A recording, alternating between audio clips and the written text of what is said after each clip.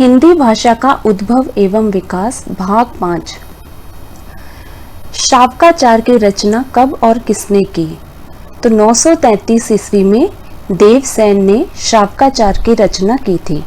शावकाचार हिंदी साहित्य की पहली रचना मानी जाती है और इसे हिंदी साहित्य की पहली रचना कहने वाले हैं डॉक्टर नगेंद्र। पाउंचर्यु, रिठनेमिचर्यु और स्वयंभू छंद किसकी रचनाएं हैं? तो ये हैं स्वयंभू की रचनाएं हैं।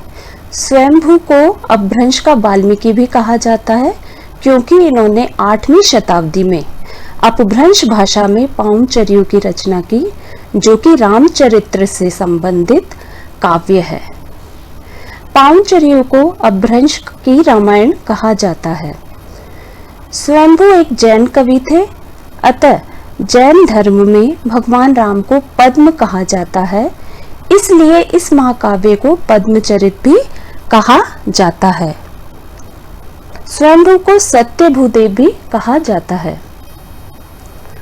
महापुराण एवं जसहरचर्यु किसकी रचनाएं हैं? ये रचनाएं हैं पुष्पदंत की। भविष्यत कहा किसकी रचना है? धनपाल की। संदेश रासक किसने लिखा? तो संदेश रासक लिखा अब्दुल रहमान ने। ये सभी अपभ्रंश की रचनाएं हैं और ये अपभ्रंश के प्रमुख कवि हैं। अपभ्रंश भाषा में उपदेश रसायन रास की रचना किसने की? तो उपदेश रसायन रास की रचना अपभ्रंश भाषा में जिनदत्त सूरि ने की थी। परमात्मा प्रकाश एवं योगसार की रचना किसने की? तो परमात्मा प्रकाश एवं योगसार की रचना जो इंदु या इन्हें योगिंदु भी कहते, इन्होंने की थी।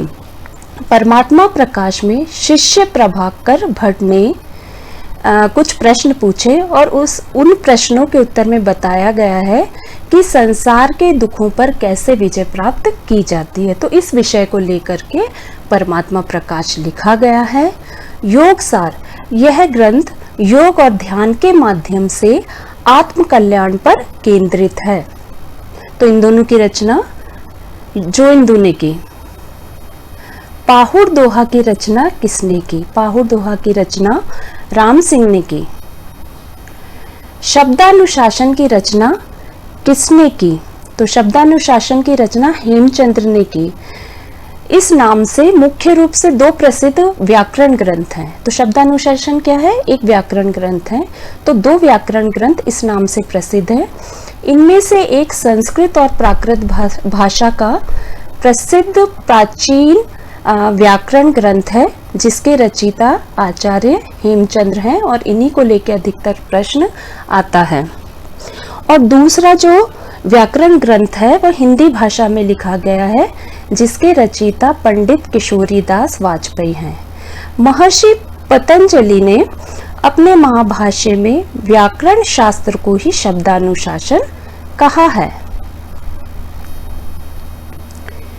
कीर्तिलता एवं कीर्ति पताका की रचना अपभ्रंश भाषा में किसने की?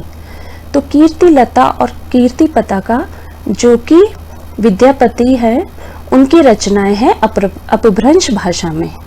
तो इन दोनों की रचना अपभ्रंश भाषा में विद्यापति ने ही की।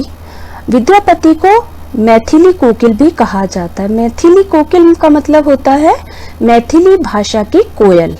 इनको इस प्रकार की 16 उपाधियां दी गई हैं। इन्हें अभिनव जयदेव भी कहा गया है और ये उपाधि इन्हें, अभिनव जयदेव की उपाधि इन्हें तिरहुत मिथिला के राजा शिव सिंह द्वारा दी गई थी। हर कण में है हिंदी बसी, मेरी माँ की इसमें बोली बसी, मेरा मान है हिंदी, मेरी शान है हिंदी। धन्यवाद।